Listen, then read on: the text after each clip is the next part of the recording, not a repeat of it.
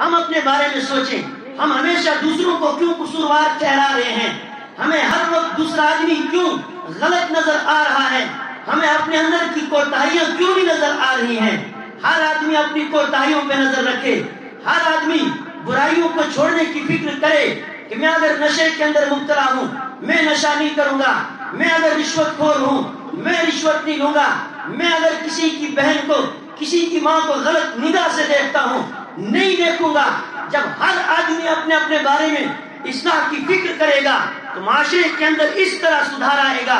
اور اگر آپ ایک بڑا سا جھنڈا لے کر نکلے اور آپ کہیں گے کہ میں معاشرے کی اصلاح کی فکر کروں گا معاشرے کو سدھاروں گا، نہ معاشرہ سدھرے گا اور نہ آپ کی اصلاح ہوگی جب تک نہ آپ خود اپنے آپ سے شروع کریں گے. فرش التراب يضمني وهو غطاء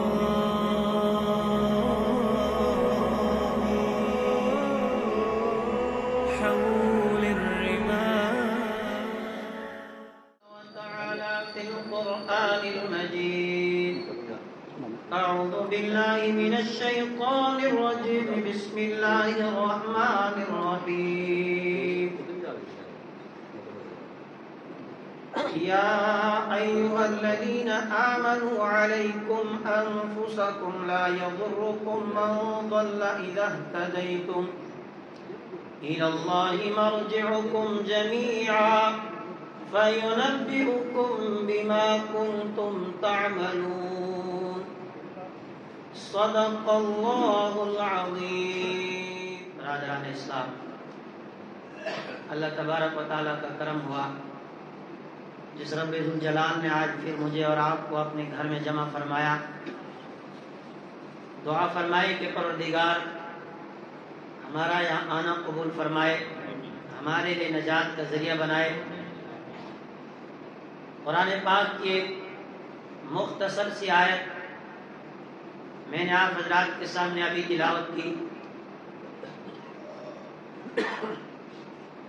قرآن پاک کا یہ اعجاز ہے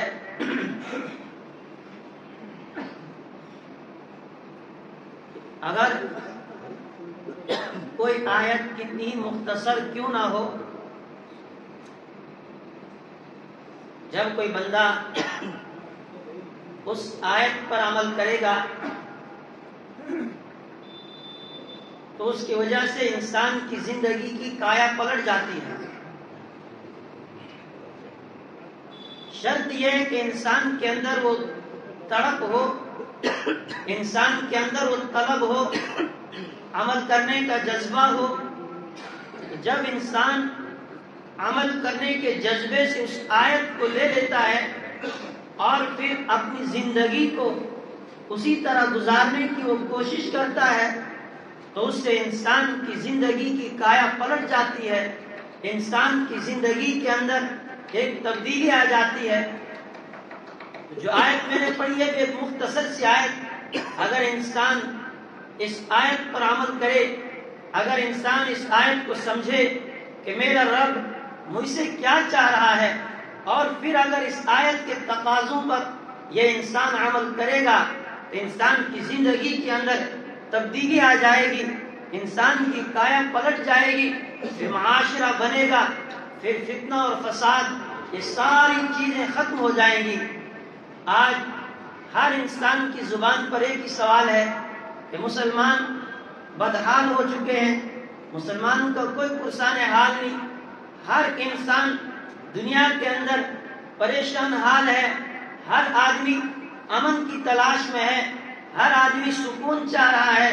حالانکہ انسان کے پاس مال و دولت کے انبار، انسان کے پاس دنیا میں گزارنے کے تمام عیش و عشرت والی چیزیں موجود ہیں، لیکن اگر انسان کے پاس کسی چیز کی کمی ہے تو وہ سکون کی کمی ہے، وہ راحت کی کمی ہے.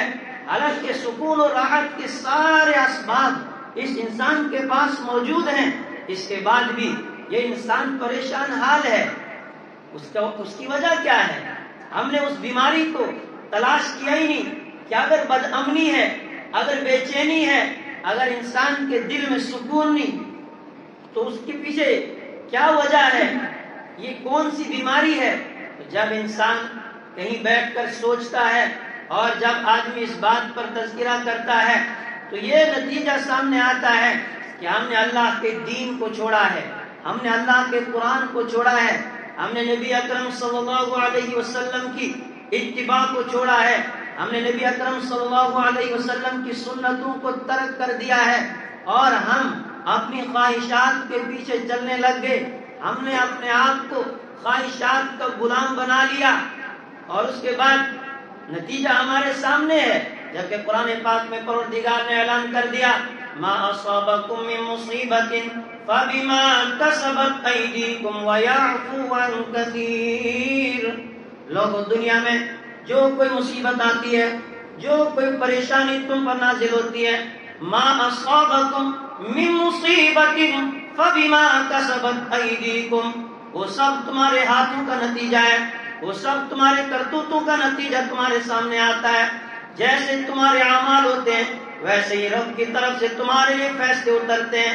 اللہ کہہ رہا ہے ما اصابکم من مصیبت فبما کسبت ایدیکم، جو کچھ بھی تمہیں نظر آ رہا ہے فرمایا سب تمہارے اعمال کا نتیجہ ہے، تمہاری بدعمالیوں کا نتیجہ ہے۔ وَيَعْفُو عَنْ كَثِيرٍ، تمہارے کچھ کرتوت تو ایسے ہیں کہ اللہ انہیں درگزر ہی کر دیتا ہے، کہ ان کے اوپر پکڑ نہیں کرتا ہے۔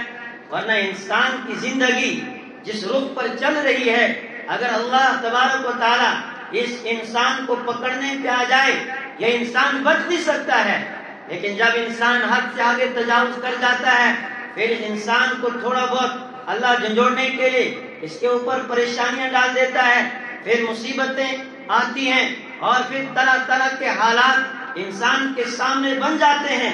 کیوں؟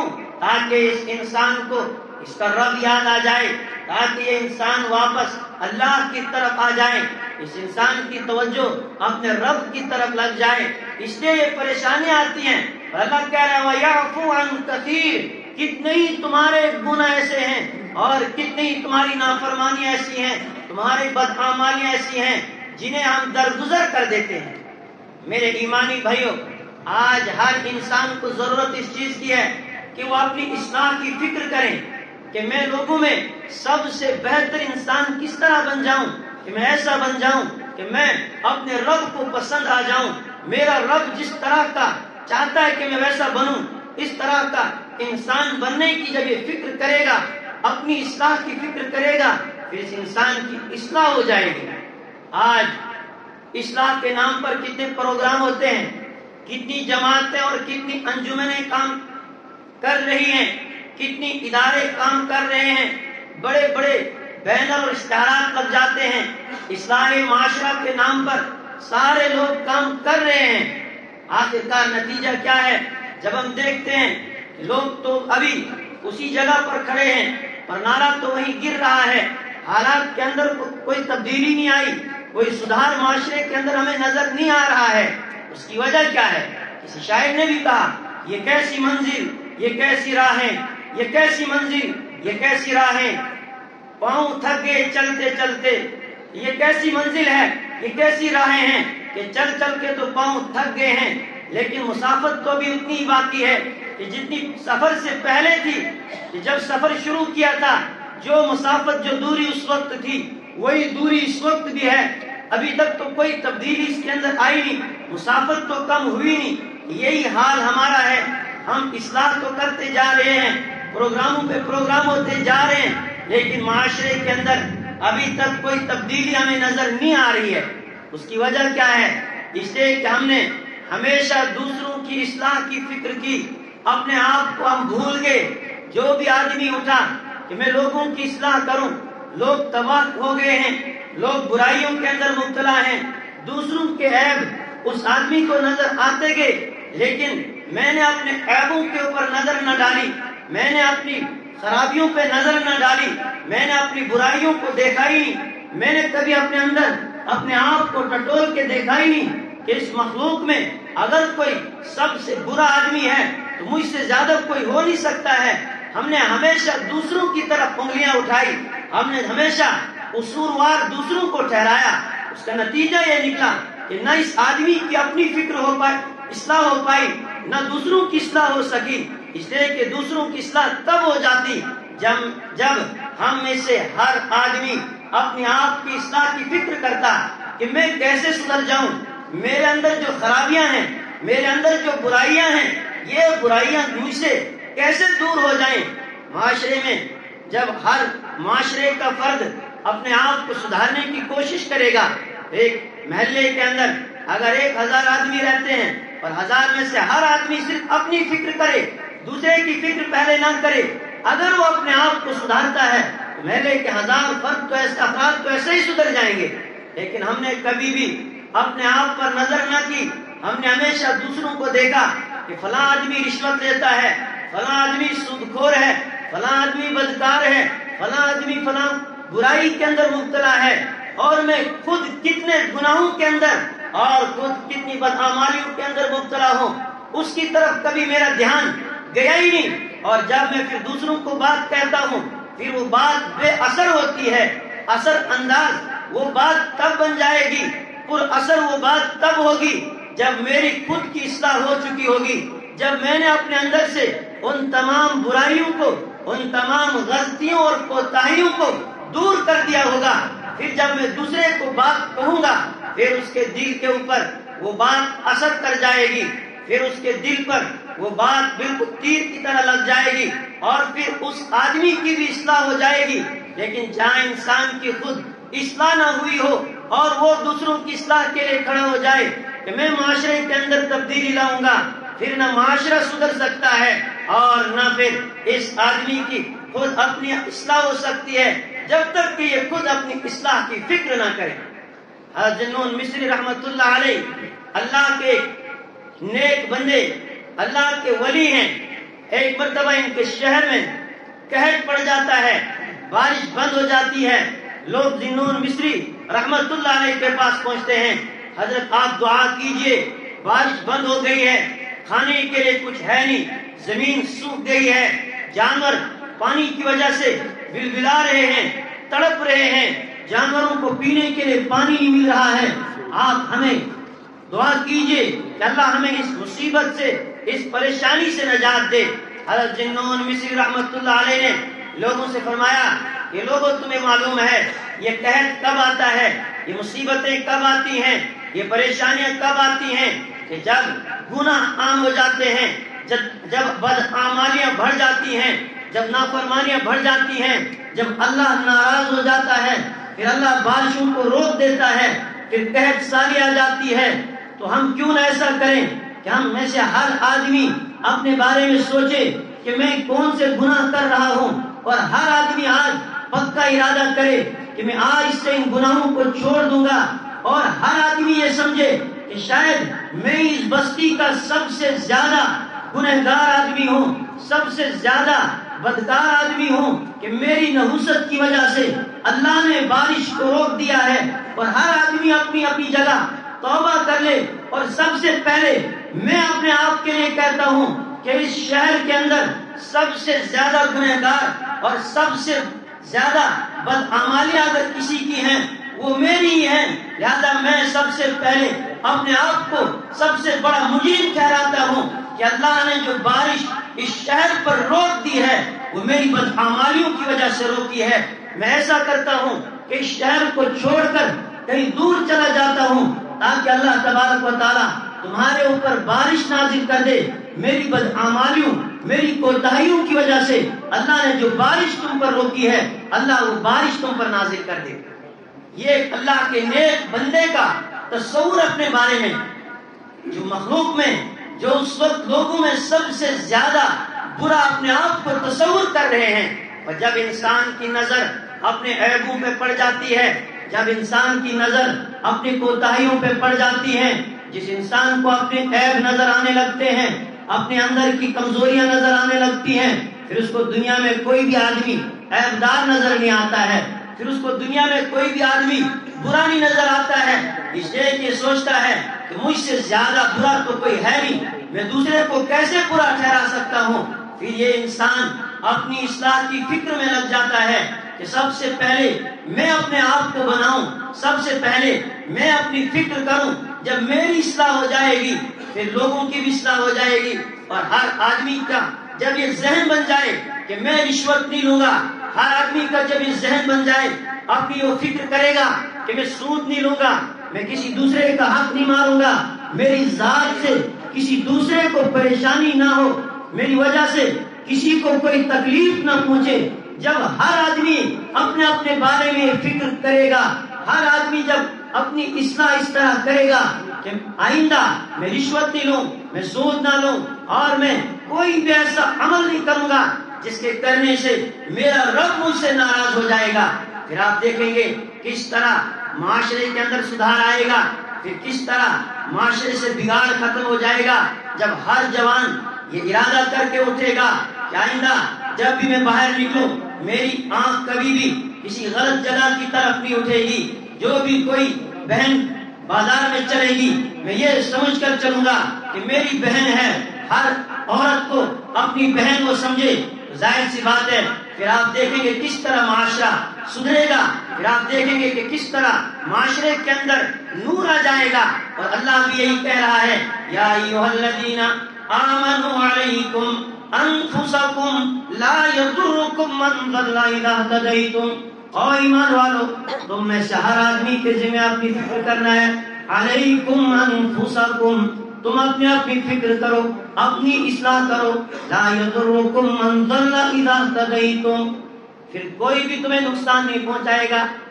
جو لوگ برائیوں کے اندر ہیں، جو لوگ گمراہی کی طرف جا رہے ہیں، ان کی وہ گمراہی، ان کی وہ برائی پھر تمہیں نقصان نہیں پہنچائے گی جب تم خود ہدایت پر ہوں گے. اذا اہتدیتم، پہلے تم خود اپنے آپ کو صحیح راستے پر لاؤ، پہلے تم تو ہدایت یافتہ بن جاؤ. الی اللہ مرجعکم جمیعا، لوگوں تم سب کو اللہ کے پاس لوٹ کر جانا ہے، تم سب نے رب کے پاس جانا ہے. ہر انسان کو اپنے عمل کا حساب دینا ہے.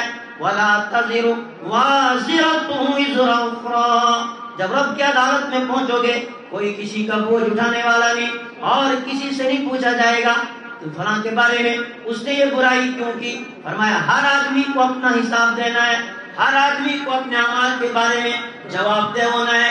ہر آدمی کو اپنا سوال ہونا ہے کہ بھائی آپ بتاؤ آپ نے کیا کیا، آپ کو جو زندگی دی تھی اس زندگی میں آپ کیا کر کے آئے ہیں. ہر انسان نے اپنا اپنا جواب دینا ہے. اس نے کہا یا ایھا الذین آمنوا علیکم انفسکم، اور ایمان والو تم اپنی فکر کرو. لا یضرکم من ضل اذا اہتدیتم، جو گمراہ ہو چکے ہیں، جو نافرمان ہیں، ان کی نافرمانیاں، ان کی گمراہی تمہیں نقصان نہیں پہنچائے گی. الی اللہ مرجعکم جمیعا فینبئکم بما کنتم تعملون، پھر تمہارا رب تمہیں تمہارا ایک ایک عمل بتائے گا جو تم یہاں سے کر کے گئے ہو. صحابہ کی زندگیوں کو آپ دیکھیں، صحابہ نے اپنی اصلاح کیسے کی ہے. آپ حضرت حنظلہ رضی اللہ تعالی عنہ کو دیکھیں. حضرت حنظلہ رضی اللہ تعالی عنہ گھر سے دوڑتے ہوئے نکلتے ہیں، نبی اکرم صلی اللہ علیہ وسلم کی بارگاہ میں پہنچتے ہیں اور زور زور سے چیخ رہے ہیں نافق حنظلہ، یا رسول اللہ حنظلہ تو منافق ہو گیا. اللہ کے نبی صلی اللہ علیہ وسلم نے پوچھا حنظلہ کیا ہو گیا، کیوں تم کہہ رہے ہو کہ تم منافق ہو گئے ہو، ایسا کون سا عمل تم نے کیا ہے.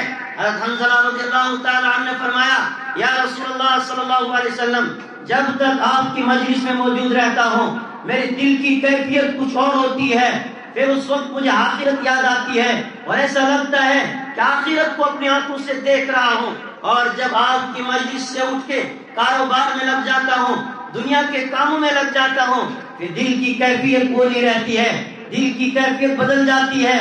نبی اکرم صلی اللہ علیہ وسلم نے تسلی دی حنظلہ گھبراؤ نہیں، اس کیفیت کا نام منافقت نہیں ہے، یہ منافقت نہیں، آپ منافق نہیں ہو، یہ وقت وقت کی بات ہوتی ہے.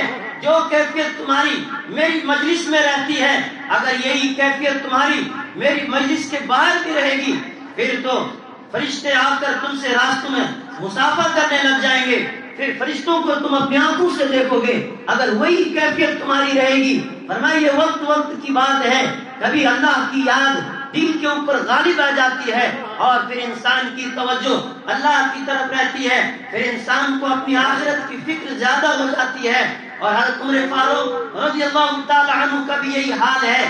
عمر فاروق جو امیر المؤمنین ہے، جن کے لیے نبی اکرم صلی اللہ علیہ وسلم فرما چکے عمر فی الجنہ، اور فرمایا لو کان نبی بعدی لکان عمر، کہ اگر میرے بعد کوئی اور نبی ہوتا تو وہ عمر ہوتے۔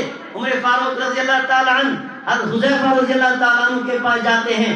حضرت حذیفہ رضی اللہ تعالی عنہ یہ وہ صحابی ہیں جو نبی اکرم صلی اللہ علیہ وسلم کے رازدار تھے۔ آپ صلی اللہ علیہ وسلم نے حضرت حذیفہ رضی اللہ تعالی عنہ کو منافقوں کی ایک لسٹ دے دی تھی جو کسی اور کو نہیں تھمائی تھی۔ انہیں معلوم تھا کہ مدینہ میں کون کون منافق ہیں، کچھ کا نفاق تو کھل چکا تھا لیکن کچھ ایسے منافق تھے جو ابھی ظاہر نہیں ہوئے تھے، ان کی فہرست حضرت حذیفہ رضی اللہ تعالی عنہ کے پاس ہیں۔ حضرت حذیفہ رضی اللہ تعالی عنہ کے پاس عمر فاروق رضی اللہ تعالی عنہ پہنچتے ہیں، کہتے ہیں حذیفہ میں آپ سے یہ نہیں کہتا ہوں کہ مجھے ذرا ان منافقوں کی فہرست دے دو وہ کون کون ہیں، میں یہ نہیں آپ سے جاننا چاہتا ہوں، بس صرف اتنا معلوم کرنا چاہتا ہوں کہیں عمر کا نام اس فہرست کے اندر تو نہیں ہے۔ یہ کون ہیں؟ یہ امیر المؤمنین عمر فاروق رضی اللہ تعالی عنہ ہیں جن کو جنت کی بشارت مل چکی ہے، لیکن اپنی فکر کتنی ہے؟ حذیفہ سے کہتے ہیں حذیفہ یہ تو بتاؤ کہیں میرا نام منافقین میں تو نہیں ہے۔ حضرت ابوبکر صدیق رضی اللہ تعالی عنہ کو دیکھیں جن کے لیے اللہ کے نبی صلی اللہ علیہ وسلم نے فرمایا دنیا میں مجھ پر بہت سے لوگوں نے احسانات کیے ہیں، ہر آدمی کے احسان کا بدلہ میں دے چکا ہوں، لیکن ابو بکر کے اتنے احسانات مجھ پر ہیں کہ میں ان کا بدلہ چکا نہیں سکتا ہوں۔ ابو بکر کو میری طرف سے میرا رب ان احسانات کا بدلہ دے دے گا۔ وہ ابو بکر کہتے ہیں ہائے کاش میں کسی مومن کے سر کا بال ہوتا، ہائے کاش میں گھاس کا تنکا ہوتا، کوئی جانور مجھے کھا لیتا۔ اتنی فکر اپنے آپ کی کہ جب میں رب کی عدالت میں پہنچوں گا میں اپنا کیا جواب دوں گا۔ میرے ایمانی بھائیوں ہم اپنے بارے میں سوچیں، ہم ہمیشہ دوسروں کو کیوں قصوروار ٹھہرا رہے ہیں؟ ہمیں ہر وقت دوسرا آدمی کیوں غلط نظر آ رہا ہے؟ ہمیں اپنے اندر کی کوتاہیاں کیوں نہیں نظر آ رہی ہیں؟ ہر آدمی اپنی کوتاہیوں پہ نظر رکھے، ہر آدمی برائیوں کو چھوڑنے کی فکر کرے کہ میں اگر نشے کے اندر مبتلا ہوں میں نشہ نہیں کروں گا، میں اگر رشوت خور ہوں میں رشوت نہیں لوں گا، میں اگر کسی کی بہن کو کسی کی ماں کو غلط نگاہ سے دیکھتا ہوں نہیں دیکھوں گا۔ جب ہر آدمی اپنے اپنے بارے میں اصلاح کی فکر کرے گا تو معاشرے کے اندر اس طرح سدھار آئے گا۔ اور اگر آپ ایک بڑا سا جھنڈا لے کر نکلے اور آپ کہیں گے کہ میں معاشرے کی اصلاح کی فکر کروں گا، معاشرے کو سدھاروں گا، نہ معاشرہ سدھرے گا اور نہ آپ کی اصلاح ہوگی۔ جب تک نہ آپ خود اپنے آپ سے شروع کریں گے، جب تک نہ خود ہم اپنے آپ کو بنائیں گے تب تک ہم دوسرے کو نہیں بنا سکتے ہیں۔ اللہ مجھے بھی ہدایت دے، اللہ آپ کو بھی ہدایت دے اور ہم سب کو اپنی اصلاح کی فکر عطا فرمائے۔ وآخر دعوانا ان الحمد للہ رب العالمین۔